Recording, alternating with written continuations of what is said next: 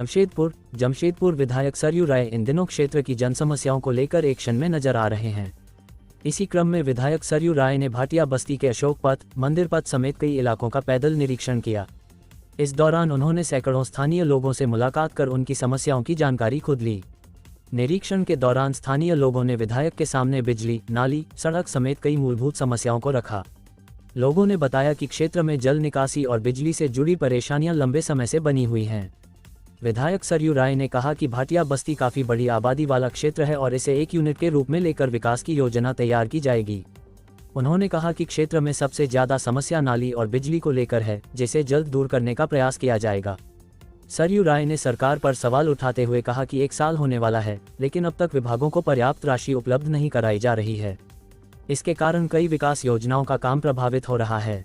उन्होंने कहा कि अगले 2-3 दिनों में विभाग को राशि उपलब्ध होते ही क्षेत्र की समस्याओं को दूर करने की दिशा में काम शुरू कराया जाएगा।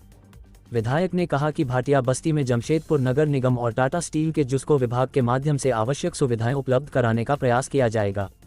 उन्होंने क्षेत्र को स्मार्ट सिटी की तर्ज पर विकसित करने की बात कही। सरयू राय के मुताबिक भाटिया बस्ती में बेहतर सड़कें, बड़े नालों का निर्माण और जल निकासी की व्यवस्था को मजबूत किया जाएगा। वहीं बिजली की समस्या को दूर करने के लिए पूरे क्षेत्र में बिजली के तारों की केबलिंग का काम भी कराया जा रहा है। विधायक ने भरोसा दिलाया कि क्षेत्र की समस्याओं को प्राथमिकता के आधार पर चिन्हित कर संबंधित विभागों के साथ समन्वय स्थापित करते हुए जल्द समाधान कराया जाएगा।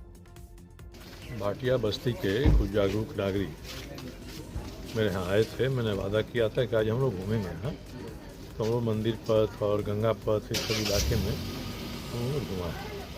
सबसे बड़ी समस्या यहाँ नाली की है और दूसरी बड़ी समस्या है कि लोग अवैध रूप से अपना बिल्डिंग बना ले रहे हैं। 2 तल्ला का नक्शा पास कराते हैं, 5 तल्ला खींच देते हैं, थोड़ा सड़क की तरफ बढ़ा लेते हैं। ये मैंने कहा है जेएनएससी के लोगों को, भाई कोई हो, हमारा ही नज़दीक आदमी हो, ऐसा करता है तो उस पर कार्रवाई करिए।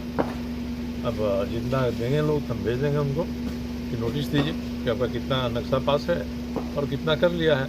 उसके कारण होता क्या है कि बस्ती में जो बिजली पहले से जा रही है उसी में सभी बिजली खींच लेते हैं। जो मोबाइल का टावर लगा रहे हैं सीधा उसी में से बिजली खींच रहे हैं। तो जो भी मल्टी स्टोरी बिल्डिंग बनता है उसको अपना ट्रांसफार्मर लगाना चाहिए और मोबाइल टावर वालों को भी अपना लगाना चाहिए। तो हमने कहा है, बिजली विभाग ने कहा कि हम सुनिश्चित कराते हैं कि अपना ट्रांसफार्मर लगाएं, क्योंकि बिजली की व्यवस्था ठीक हो जाए। सबसे ज़्यादा नाली की और पानी की, पानी इतना अनियमित आ रहा है, एक उसी समस्या है। और पानी आएगा घर में तो घर से बाहर भी निकलेगा। तो जो ड्रेन बना है पहले का, वो ड्रेन अब काफ़ी साबित नहीं हो रहा है, ना काफ़ी साबित हो रहा है। हम लोग जगह जगह गए हैं, कहीं कल्वर्ट है, कहीं चौड़ा करना है, ये बनाकर हम लोग उनको देंगे, ये कराइए और प्राथमिकता के आधार पर जल निकासी के लिए नालियों की व्यवस्था दुरुस्त करिए। ये हम लोग लिख कर भी भेजेंगे और जेएनएससी के जो नगर आयुक्त हैं उनको बुला कर भी हमने करेंगे और डीसी को भी हमने कहा उनके सामने कि पहले नाला और नाली आधारित जो काम है वो काम करना चाहिए कि हमारे घर का पानी निकल के बड़ा नाला से जहाँ जाना है वहाँ चला जाए। इसी पर हम लोग जोर दे रहे हैं, मगर बीच में सिस्टम इतना ख़राब हो गया है कि जितने भी सरकारी अधिकारी हैं ये काम कम करना चाहते हैं और बात ज़्यादा करते हैं। और सिस्टम जो है कि जैसे मान लिया साल भर से नगर विकास विभाग ने पैसा ही नहीं भेजा। कोई आएगा, देखेगा, लिखेगा, इंजीनियर एस्टीमेट बनाएगा, तो बिना पैसा के तो करेगा नहीं। परसों जाकर कुछ पैसा आया है, तो वहाँ से भी, रांची से भी जो सरकार है, सरकार भी नगर विकास के प्रति उतना सचेत नहीं है। और नगर विकास ऐसे नहीं है कि आप जैसे ग्रामीण विकास कर दे रहे हैं वैसे नगर विकास हो जाए। यहाँ की समस्याओं को जानिए। हमने कहा कि डीसीओ के आदेश दीजिए कि ये लोग एक रजिस्टर रखें जिसमें किस मोहल्ला के किस नली की क्या स्थिति है और कब इसकी सफाई हुई है। आप डेट लिख कर रखिए, तब कोई आएगा कि अगली बार कितना दिन हो गया, आप इसको ठीक से साफ करिए।